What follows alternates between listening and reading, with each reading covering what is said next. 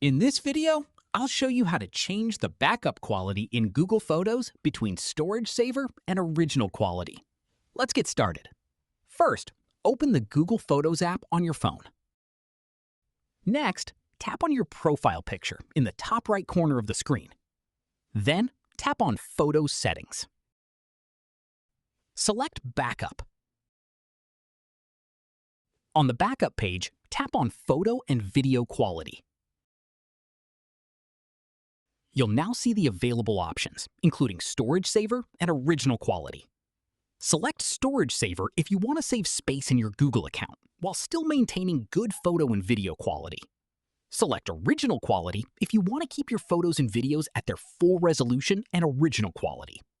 Keep in mind that Original Quality may use more of your Google storage space compared to Storage Saver. Once you choose your preferred option, the setting will be applied automatically to future photo and video backups. That's it. You have successfully changed the backup quality in Google Photos. If you found this tutorial helpful, don't forget to like the video and subscribe for more Android guides.